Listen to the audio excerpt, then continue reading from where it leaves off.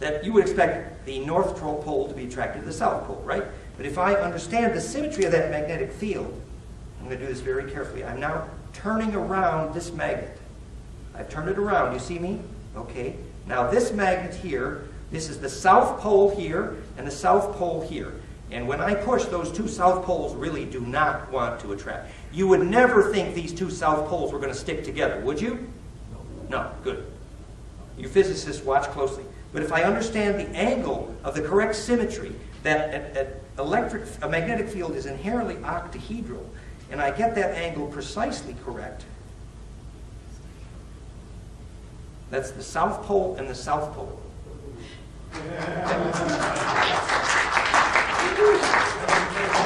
Now, the angle of the cone of magnetics between these two, I believe we will prove, and that's what Sal's helping me with, and Elizabeth Rauscher is very interested, and she wants to write the paper with us on phase conjugate magnetics, is that the angle of the cone of the magnetic lines between there is the cone called phase conjugate. And that's what we're actually, it costs a few dollars to prove that, and we're in that process. But we expect to prove why the symmetry of those magnetic lines phase conjugate. But what I can tell you is if you pass water through that array, so here's the array. We take a stack of those magnets, and that stack of magnets, the geometry of that stack is a secret just for now, because eventually we have to make a living. Although we want to share this cheap. Somebody's got to earn a living here, hopefully eventually, or Valerie will not like me anymore. But I will say that the geometry of this stack has to do with the 9. I give you a little clue, okay? And the other thing is that in the front of this stack we place phase conjugate hydrodynamics. And if you take the geometry of that cone, if I take an equation for this angle, the precise angle called phase conjugate, which is the angle of the 60-degree cone here, which nests the infinite interdigitation of the dodecaecosa, the three-dimensional fractal implosion that we've been discussing all weekend. That angle of that cone is precisely about 60 degrees. And then I use the correct equation for the golden mean spiral, and I spent a year on this. I designed a hydrodynamically implosive nozzle because the helical direction and centripetal inertia of the water entering the array has to be, using the right-hand screw rule, one direction of rotation is more centripetal than the other. It has to do with what the difference between a north and south pole. One's centripetal and one's more centrifugal. And that has to do with the deep mystery of the one-directional enantiomorphism of every living protein, because the direction of the voltage of the lightning that caused protein to form life in the first place had to be one polarity more than the other, because one is centripetal and one is centrifugal, and you make DNA if you understand the difference. Primal soup, but that's another story. We have 2 minutes left. Let's do it. So I built, with a lot of help from friends, I designed and built a nozzle array here, which is an equation-based hydrodynamic implosive symmetry. And if you get the direction of rotation correct on the input to the purification array, then the molecules have the correct direction of rotation as centripetally as they enter the extreme flux density of phase conjugate magnetics, and you get, we circulate water through there, and that's where we measured this GDV change, entropy change, and the 300% growth effect that Sal is going to tell you more about how we measured it. Wow. Now yes, thank you. Thank you. We believe we can feed the world, and the cost of passing the water through that with a cheap pump is cheap. It can be done in the third world. We can feed the world, we think. Now, it's true that the molecular mechanism here, remember when I was saying yesterday, was that when you make gold powder using phase conjugate dielectric capacitor, you make the gold atom electrically able to stand alone, monoatomically. Well, that's what we're doing for the water molecule here. One of the key mechanisms of operation is that the molecular cluster size being so dramatically reduced, as Pat Flanagan was nicely explaining, dramatically increases surface area availability, availability to react, increasing dramatically solubility. So we have the beginnings of the physics of the molecular mechanism of why this works. For the same reason gold powder becomes soluble in your blood, that water was more soluble in the plant. Okay? And so we understand the physics fairly well once you understand what phase conjugation is as self-organization. So that actually is the end of my scheduled talk for this moment. Obviously, we can have some questions and have some fun. Obviously, the next step here is to describe a business plan. And we're working with Roger and others to look at ways to share this. And one of the intentions that we've discussed to bring this conference together was to link the brainchild inventors with the business leaders and investors, and let's find ways to share this. The good news is that this particular, the phase conjugate magnetics technology, I'm ordering more nozzles. We can have this on the market within weeks. It's brand new, but it's going to be available very soon. It's really cool. This is not going to be expensive to market.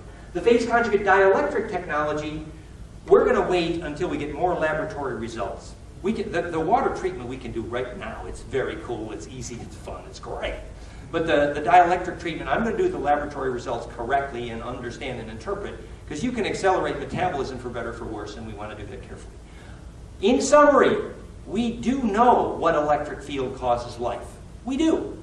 In the same way that a chemist knows if you measure redox potential, which Flanagan and I have both concluded separately, is a measurement of fractality in water, electron availability to react. You measure whether that water makes life or death. So fractality in water creating life or death is well known. It's called redox. Well, guess what? Fractality in air predicts life or death as well. And we need to teach that so we can build cities where children can have souls. Thank you very much. Appreciate your attention.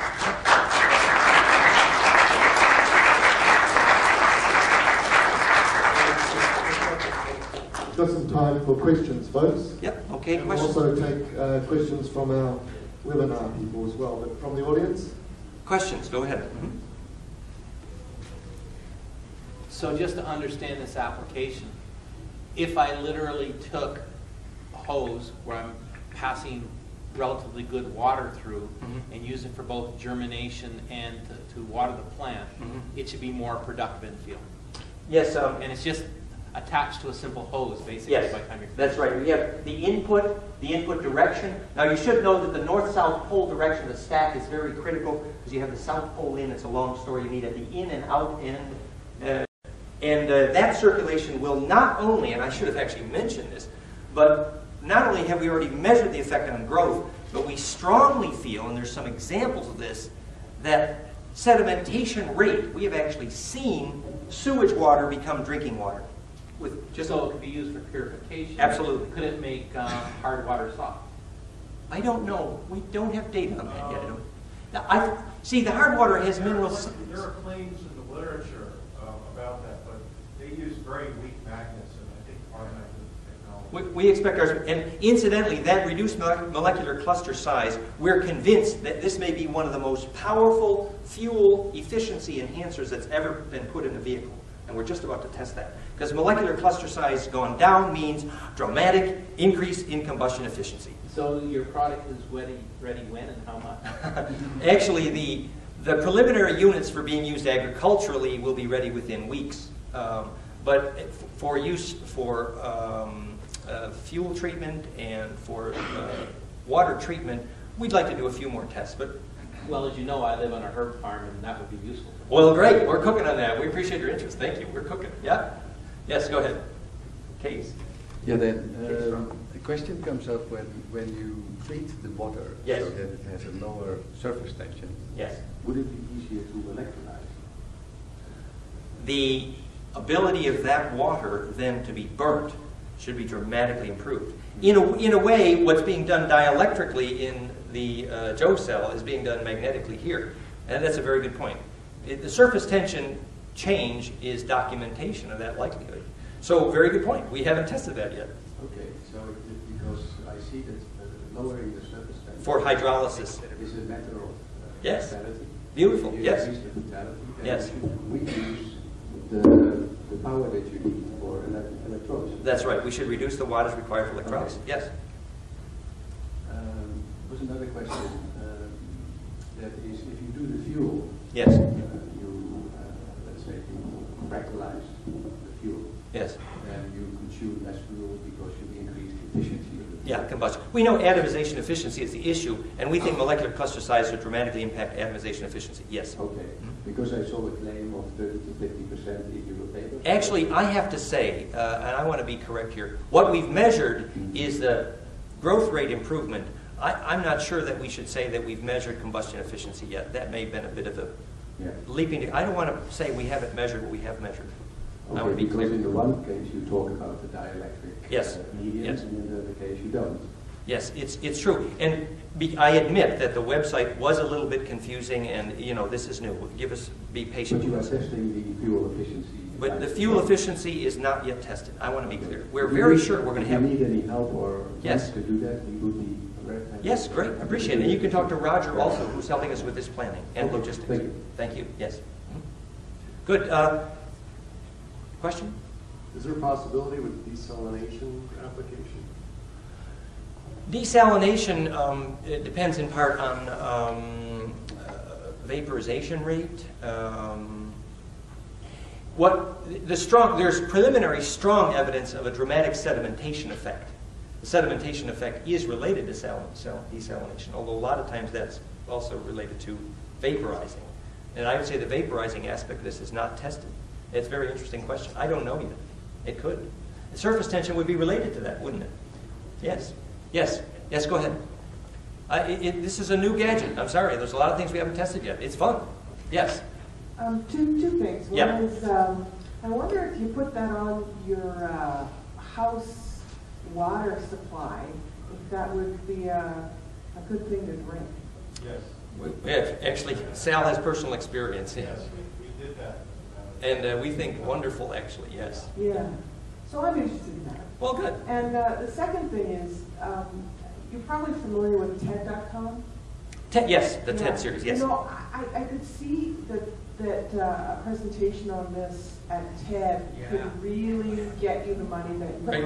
want. Would you help us? Importance. I will send you the DVD and you send it to them with the cover letter. Would you do that for me? Absolutely. Okay, I'm a good. member, actually. Great, So, yeah, perfect. I would We got a definitely- plan here. Good. Thank you. Well, you would just reach for the microphone. Yeah. It's cost effective, gentlemen.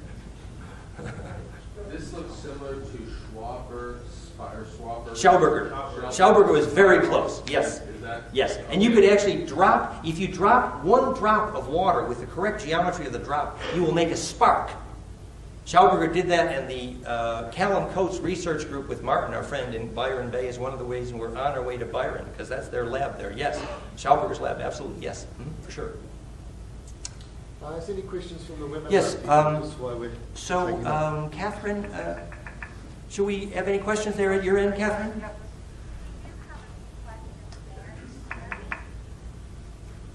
Can you hear me okay? Yes, I can hear you. Yes. Okay, we do have some questions. Go ahead. Does the flow distributor need to be made of this particular material? Just repeat the question when you hear We're it. wondering about plastic and if there's a model that's been made from plastic of that material. Does the flow distributor need to be made of what kind of material? Just any particular Yes, material. yes, We're yes. wondering if it was plastic. We feel strongly that the question has to do with the choice of materials, and it's a very useful and appropriate question. We feel strongly that the surface of the material drastically affects water's electrical symmetry, particularly in the thin film condition. There's a whole category of thin film physics. So when water gets into thin film, I'm going to turn off the echo here. Sorry. So when water gets into the thin film, that's when it's most susceptible to